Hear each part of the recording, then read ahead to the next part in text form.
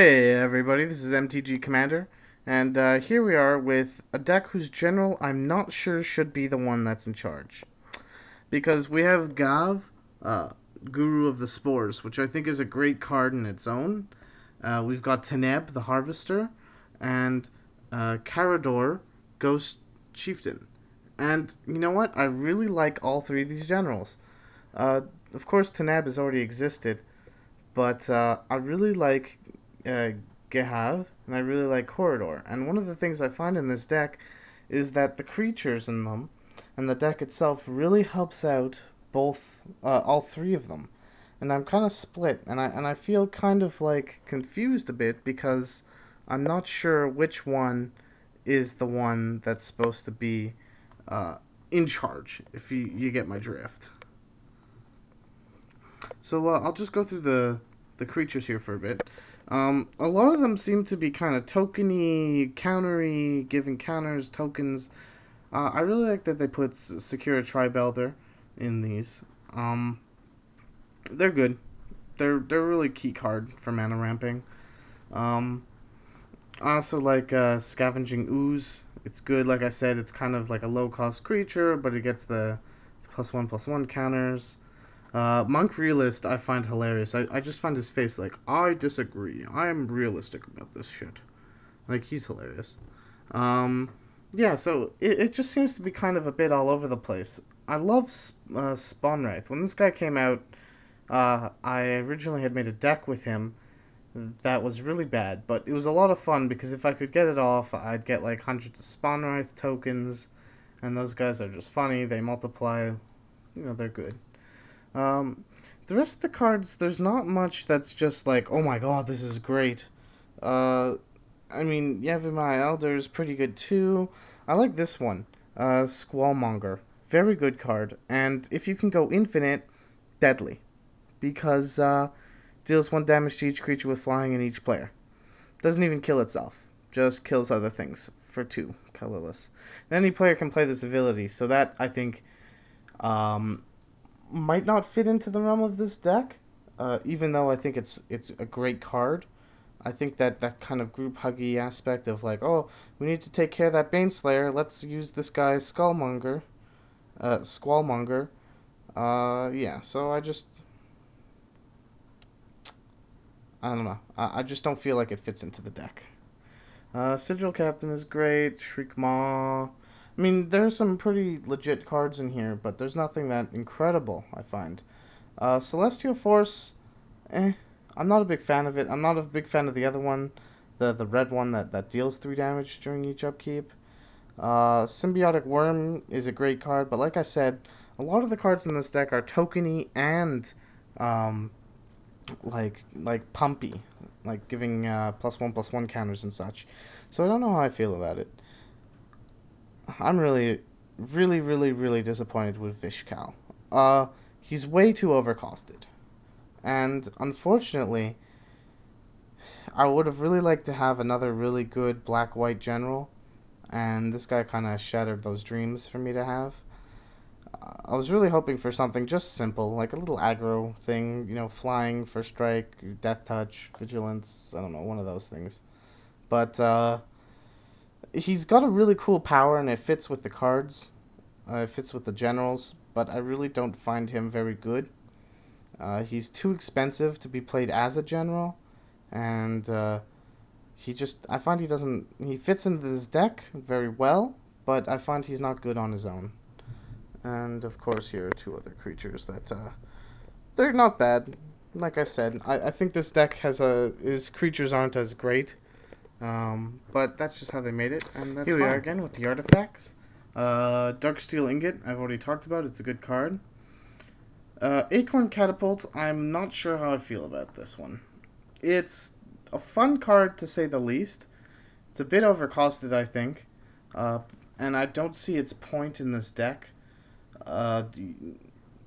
It just seems kind of weak in my mind. But I guess it's overshadowed by the fact that there's a Skull Camp and a Soul Ring in this deck, because really those are very key cards, especially since this deck has like a token theme to it. Skull Clamp is a very good card to have, and Soul Ring is good in any deck. Here we've got the Signets, which are fun to play with because they mana fix you. And of course we've got the Lightning Greaves, which is, again, great in every EDH deck. Here's Soul Snare again. I like it. Don't know if I'd ever run it. Fists of Ironwood are good. They produce Sapperling tokens, which is nice. Necrogenesis. I like this card. It's a black-green Night Soil, kind of. I think, personally, Night Soil is better, but this card is good, too. Vow of Malice, again, with the vows. Uh, Awakening Zone is a great card. You know what? I don't know about you guys, but I've found that the Awakening Zone I had was very, very hard to find. So I'm glad that they included this in here. We've got Vows of Wilderness again. Oblivion Ring is a great card. It should be in every white deck. It's very powerful, versatile. Take out whatever you want. Vow of Duty is very good too. I mean, it fits with the other vows. We've got Attrition, which isn't a bad card in itself. I like it. And we've got Aura Shards. Aura Shards is amazing. I don't know why it's so hard to find, but Aura Shards is such a good card just because anytime a creature comes into play, you can get rid of that pesky enchantment artifact that's been bugging you. And this works if you get multiple creatures coming into play, and there's nothing like having 7, 8, or 9 responses on the stack to trigger. So that's always a lot of fun to do. Here we've got the instants and sorceries. The instants in this deck are a bit more controlling, just like one of the other ones. You know, a lot of destroy, dealing damage, there's a token production. Mortify, I think, is great. Mortify, destroy target creature enchantment for 3. It's a really good card, and I'm really happy they put this in. It's an excellent, excellent card. Nemesis Trap I find good. Nemesis Trap, though, I have a problem with it. If you know that if someone does something during your attacking, like when you attack, they're like, oh, I'm going to kill your 10/10 white creature, I would think that it would be hilarious to use Nemesis Trap on it, just to be like, ha, like, fuck you. And then putting your own, exiling it and then putting your own copy into play, especially if it's something like a Sun Titan, and you get the other Sun Titan trigger off of it. Aside from that, Nemesis Trap really isn't that great. And I find neither is Cobra Trap, but that's just how it is. Alliance of Arms, I find is an amazing card. I can't wait to put it into one of my decks.